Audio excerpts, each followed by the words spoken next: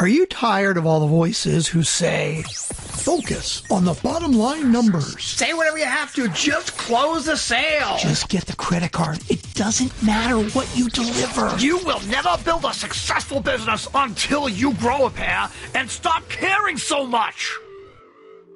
Here, we respectfully disagree. We give you permission to embrace who you are, how much you care, and encourage you to design a business that works for you and your clients. Welcome to The Art of Giving a Damn, the podcast that proves with every single episode that you can create a profitable business doing what you're passionate about and making a positive difference in the world. Now here's your host, Michelle Schaefer.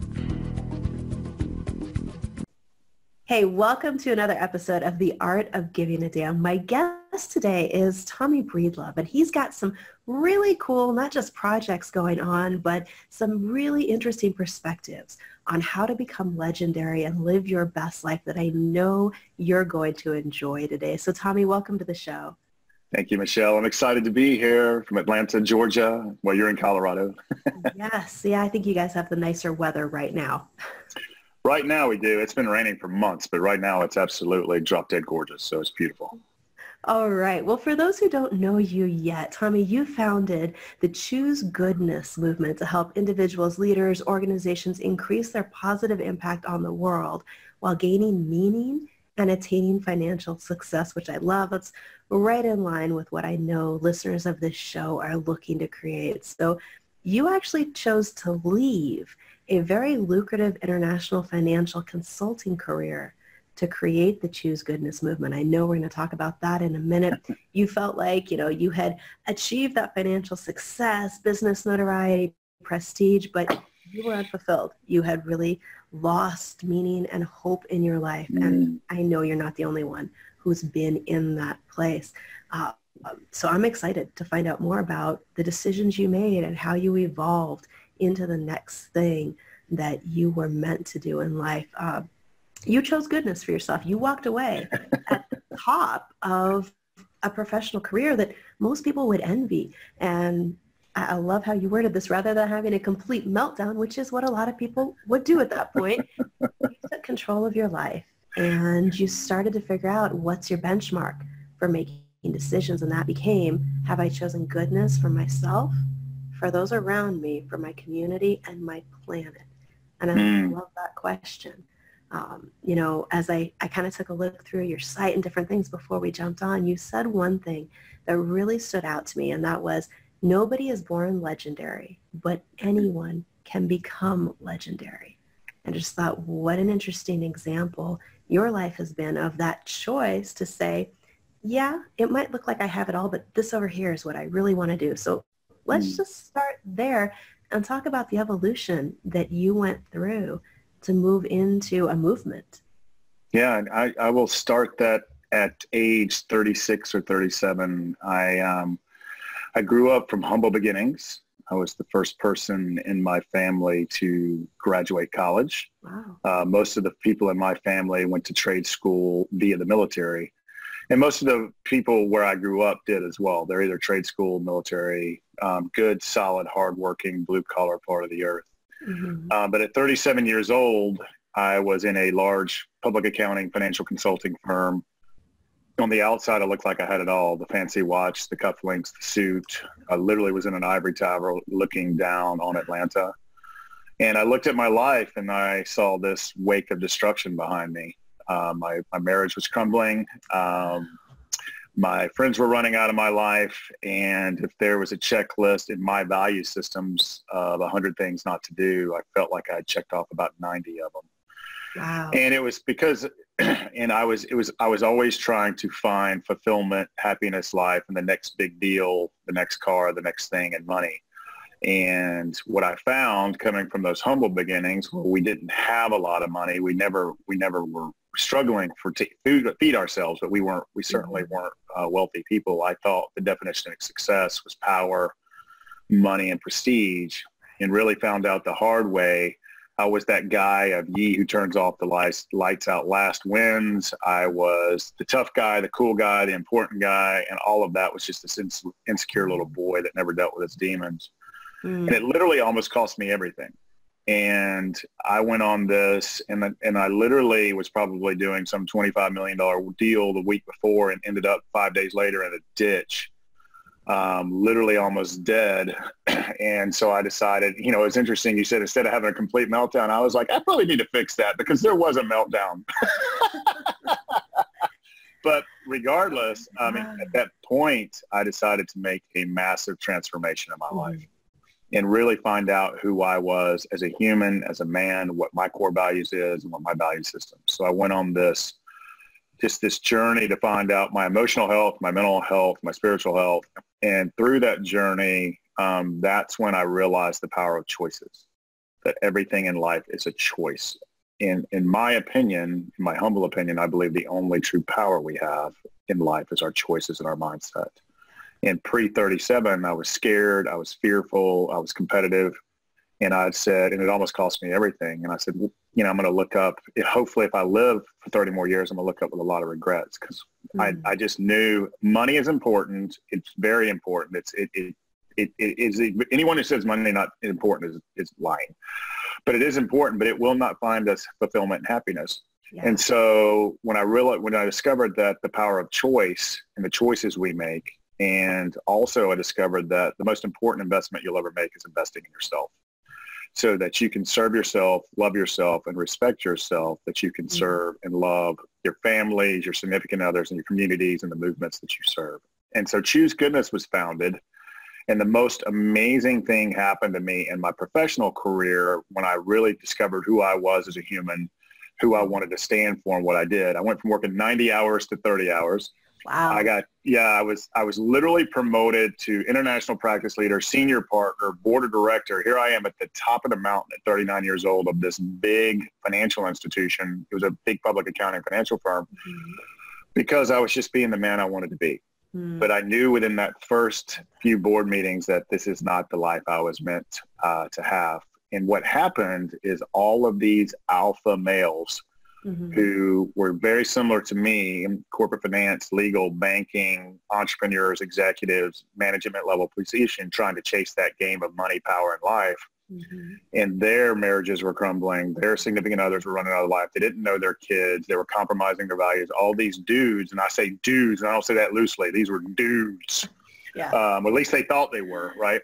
And they just started reaching out to me and saying, hey, man, you seem to have fulfillment, peace, and balance in life. How do I get some of that? And so my piece of the Choose Goodness movement, there's a huge umbrella there, and it's all about making courageous, tough choices that better yourself, your communities, and the people you serve. But my piece of it is motivational speaking, as well as coaching men to be legends. And legends can be a lot of different things to a lot of different people. But for me, it's about not compromising who you are, but giving you the skill sets to become the human you were born to be, and to really have it all phases of your life to be a good human, a good person, a good man, and ultimately a good leader in your business without compromising one or the other. So that's what legendary means to me. I love that. That's a great way to define it, because I think sometimes we throw words around like that without ever stopping to think, well, what does that actually mean to me in my life? Like, how do I? Exactly. You know, the question that comes to mind when I hear you share that is, and I know there are so many people at that point where either they've been there kind of in the ditch, like you described it, or they're looking around going, this is not the life I wanted. This is not the life I thought I would be living at this point. What gave you the courage to say, I'm going to make a change. I'm going to do something different? To me, I felt like it, and I don't think everyone has to get to this point. Let me say that. It could just be a feeling of unfulfillment. It could be just a feeling I know there's something more for me out there, that belief that I was put here for something else. For me, it was several reasons. I didn't understand why I felt the way I did about myself. I didn't understand all my fears and insecurities. I didn't understand why the people that I cared about the most, I would compromise first, including myself. Yeah. And I ultimately thought it was going to cost me everything, starting with my life. And I don't know if it was some sort of universal power or some sort of that little boy who came from humble, tough beginnings. There was some tough stuff in my past that I had never dealt with. Somebody somewhere was screaming, you got to get up and you got to live. And for me, I had lived 37 years a certain way and it wasn't working. It just wasn't working on any aspect. And I wanted more. But once you're aware, you have a choice. You can either choose to do the hard work and invest in yourself. And I'm talking about mental work, emotional work, spiritual work, physical work, life work, business work. And you can choose to continue to live in a place of fear, or you can choose to do something about it and live in a place of abundance. But it's really hard work. I would be lying to you or anyone else to say that being your best self, A, the journey never ends, but B, there's little small things you can do along the way to find that peace, balance, fulfillment, happiness, and ultimately success, whatever that means to you. And so, and giving a damn, right? The art of giving a damn. Give a damn about yourself first, right? Because we usually put ourselves last. It's crazy. We do. And that's something that, you know, it is so easy, and you've got to ask yourself, why do you compromise the things that should matter most to you first? That's a great observation to really kind of dig into for ourselves, is why is it that the cost of success is us suffering, is our spouse suffering, our family suffering, the people we say we care about? It seems to be, and I don't understand it either. I think there's a lot of different reasons for that. Societal pressures, competition pressures. We are surrounded by media, now social media, with the world of just perfection. And we want to be in control, and we want the definition of success in this country, which usually comes with money, prestige, and power. And that simply isn't true. I do think if you want that, all of those things are important, and you should never change who you are, but maybe you should sharpen some skills and tool sets so that you can find that peace, happiness, and fulfillment in life. But I think there's a lot of pressure both with our society wanting more, the ever-presence of things bigger, better, faster, prettier, and we've put a lot of stock in power, money, success, and fame. Yeah. And we're always comparing ourselves to someone else as opposed to just being happy with who we are. I do believe we can, the envy thing is killer. Yeah. You know, looking across the hall at someone else and saying, I wish I had what they have. But I guarantee you they're scared. They have pains. They're insecure, just like us. Yeah. And knowing that, but also celebrating their success. If someone inspires you, or you look at someone and said, hey, I really, really like what they're doing, instead of being like jealous and envy, celebrate that and follow their traits and do what they do. And I promise you it'll eventually come for you as well. It came for me tenfold. What I thought was success and happiness and money in the financial world compared to what I think it is now, it's night and day. I just wish I could have pinched myself before I had 37 years of misery.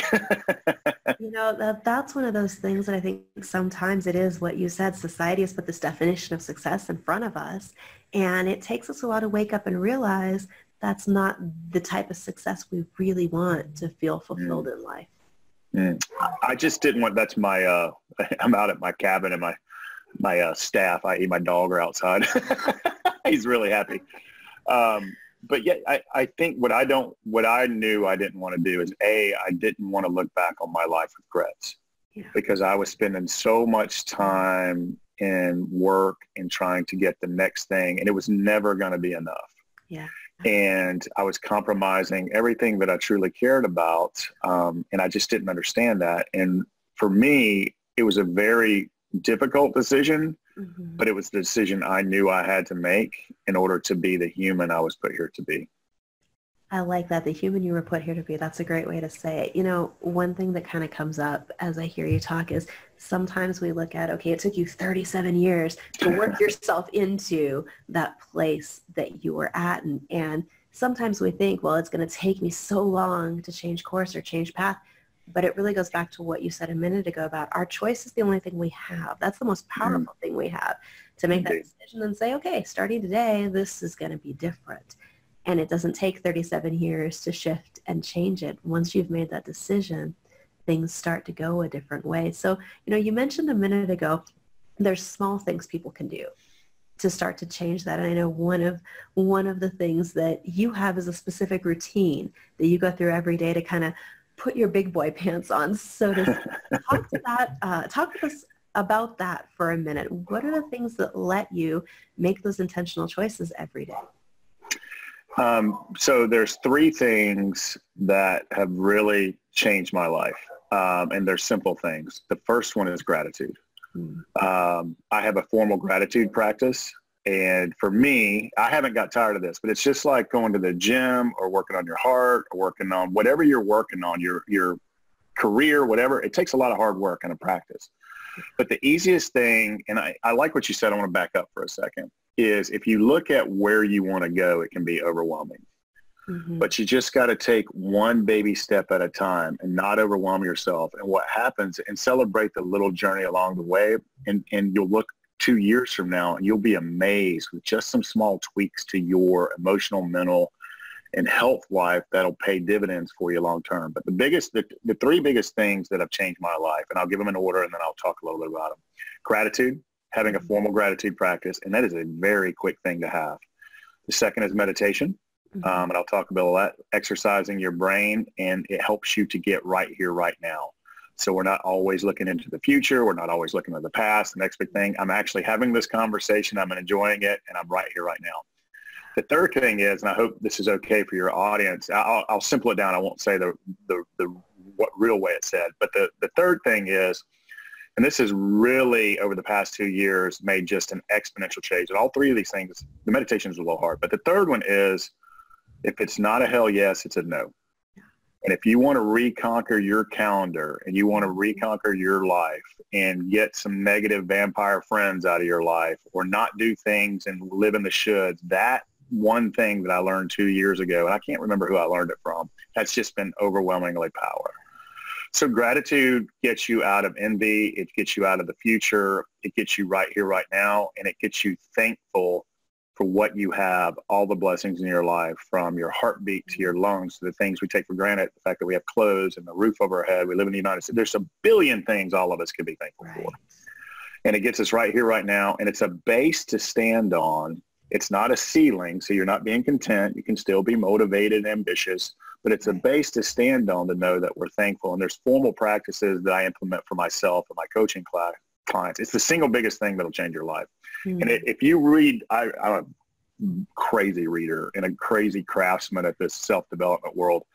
But if you read all the greats, from the business greats to the spiritual greats to the artists, the people that really inspire us, they all have some sort of formal gratitude practice. The second is meditation. And that helps me be present. It helps me to, when I get in stressful situations or tough situations, or when life happens, and life will happen, it helps me get here right now so that I can make very good, courageous choices so that I can help myself and those around me. And the final thing is that if it's not a hell yes, it's a no. I hope that's okay to say on this. It's actually a little bit harder than that. It's actually a little more wham than that. But with that being said, that has allowed me to, does this human serve me?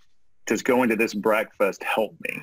Does doing this project or answering this email or taking on this client, does Mike, and you know instantly in your gut and your heart, do I need to do this or not? Right. And if you just, you don't have to apply it to all things in your life, because family's tough. Let's be clear. The family one is tough. The family one is tough. It's so tough. But if you can implement it in 3 out of 10 decisions, those 3 things alone will 100x your life. Yeah. And you said something really amazing. We don't have to be Gandhi, Buddha, Martin Luther King, the band U2, Lady Gaga. We don't have to be any of those people. Those are legends. I mean, they truly are. They've made massive impacts. But what does success and legendary and happiness and fulfillment mean to you professionally, business, all of that? To find that and take baby steps to get there so that you can become the person you were always meant to be. And the last thing, and I'll get off my soapbox, is I really believe all of us were put here. We all have God-given talents. We all do. I don't care what gender you are, race you are, limitations you have. We all have these talents. I believe we were put here on this earth to use those talents to better ourselves and to better mankind. and ultimately our planet. And if we can find out what our purpose and passions are and use those, you'll never, ever, ever feel like you work a day in your life. And so I'll get off my soapbox now. But those three things are really powerful, by the way. Yeah, that is. And those are the things that shift your perspective. When you look at how do you make different choices, that is really what it comes down to is, are you thankful for where you're at, for what you've got? Are you focused on what's here right now? And are you doing those things that your gut tells you, your heart, your soul, whatever you want to define it at, is saying, go for this. So often we logic that out and we're like, well, I should do this thing even though I don't feel like it, or I really shouldn't do that yet, I'm not ready. And that, I think, a lot of times keeps us from living that life we're meant to live. We're so worried about, am I ready, or am I worthy, or am I the right person to get this message out there? If you have the message, it's yours to get out there. And I think all of us, great. That's so powerful, by the way. All of us, here's the difference between just being where you are and being great. Whatever that means to you, and it means something to a different person, is being willing to take that courageous step. Because everybody has the insecurities. Everybody's scared. Everybody's got worthiness issues. All of us, 100%. No one is immune to that. And the truly great human, regardless of where you want to go, what you believe in, all of that, just takes the step. Just steps through all that noise. I call it the Tommy go around. Steps through that self-critic. Am I good enough? Why me? All that. We all know what that thing is. It's the self-critic that just tells us we're not good enough. And we were taught that at a young age. But the first key is, no, you're not alone. We all feel that. And the only difference between you and the people that you look up to, and we all have them, is they took a step. They're just taking a step and they're putting it out there. Right, wrong, indifferent. And no matter what you do, you're always going to have haters. And no matter what you do, you're also going to screw up. That's what makes life fun. If we were perfect and immortal, life would be boring. God, it would be boring. So, yeah, there you have it. Yeah. Yes, those moments are the ones where, depending on how you choose to react, those are the things that keep you moving forward. What you said about that idea of the difference between us and our heroes, or those we look up to, just being there, making the brave choices. I had a conversation with a client one time, and she kind of went into that, well, how dare I do this type, mindset. She was stuck around, am I ready for this? And the response that came to me was, how dare you not? There are people waiting for you.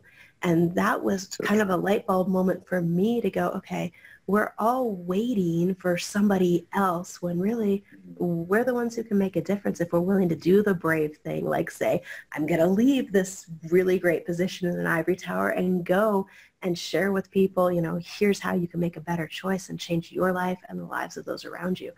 And it's easy to sit back and watch somebody else and cheer them on and say, awesome job. But it's a little harder to move into that space and say, okay, and I'm going to, like you said a minute ago, dissect what you're doing and figure out, how do I do that too?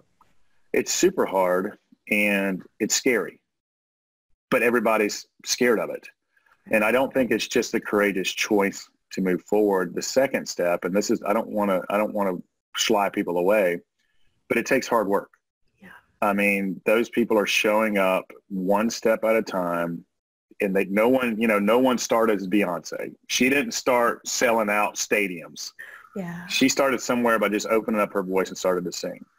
And knowing that, making that tough choice to follow your purpose and passion. If you don't know what that is, there's folks like this on this call, i.e. this video, that can help you find that. Absolutely. And just do the hard work and go get it. And the work won't feel like work, because you'll still be stressed. You'll still be scared. All those, what I call the demons, they'll still come up. Those noises in your head, they're still going to come. But just continue to move forward and get a coach like yourself or a coach like me to help hold you accountable and to guide you. Because I guarantee you, I have a coach. I have a mastermind group I'm involved in. I have a psychologist. I have what I call an inner board of directors to keep this train on the tracks. Yeah. And so I think all the greats have coaches and and mentors and people who lift them up. And so you can do it. Everyone can do it. If I can do this, anyone can do it. I say the same thing to people all the time. If I can do this, I know you can do this too.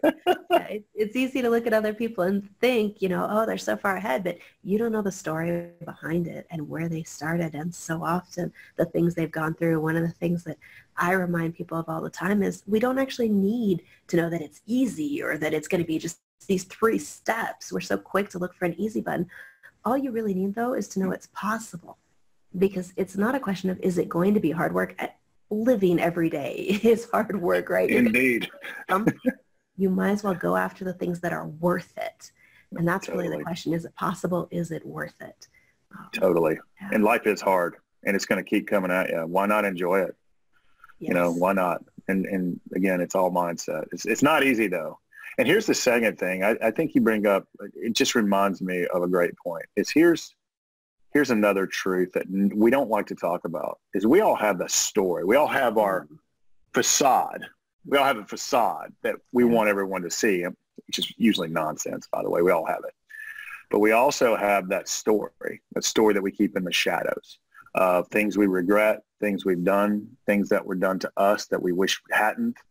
We all have it, and it's all in different forms. It's all in different shapes. It's all in different whatever. But knowing also that we all have that, and not letting, I had a mentor one time tell me when I was really down, he said, Tommy, are you ready to quit living your story and start living your life? And I was like, ooh. Because my story is not so easy to tell as a young man. And I had a lot of things that I wish hadn't happened to me. I had a lot of decisions I wish I wouldn't have done. And I was playing that victim martyr. Well, you don't know what I've been through. Yeah. And it was time to know that, hey, that happened for a reason. It prepared you for now. Think it, look at it, and move on. But don't let it anchor you any longer. And we all have that story too. So it's not just about future of the present and being scared to take that leap. There's also some anchors that hold us down from our past that we might need to look at too. And so there's a whole step to this journey of life and moving on. So I just wanted to know that not everyone has it. No one's exempt, right? Yeah. So yeah. That's a great question to ask yourself. Are you ready to stop living your story and start living your life? I'm gonna have to that one. That's well, you we all have a story, right? We do, and you mentioned yours, and we didn't go into it. I know we're right at the top of the hour, so we'll wrap up here. But for those who are curious, your story has some crazy pieces in it. I mean, you did time in prison. You've had much more than just this rise to the ivory tower. And for those who are listening and curious, even more curious now, go to TommyBreedlove.com. We'll put a link near wherever you're watching or listening to this and find out more about Tommy's story, the evolutions he's been through. And you can also get access to a one-page legendary life plan, which is fantastic. I love that. To really help you start looking at how do you create that legendary life? How do you today make that choice wherever you're at to start living even more of what you really want and what you're really here to do? So Tommy, thank you so much for coming on the show. You're so welcome. Thank you so much. And be legendary. That's all we can be, right? To whatever that means to you. I look forward to hopefully hearing from you guys soon. Absolutely. Again, you can find him at TommyBreedlove.com. Reach out, let him know you saw him on the show, and have a conversation about maybe what's next for you in your life and your business and how you can step more into that legendary presence that you want to create. Thank you for tuning in today. Please like, rate, review the show, and subscribe wherever you're at, and I'll see you back for another episode soon.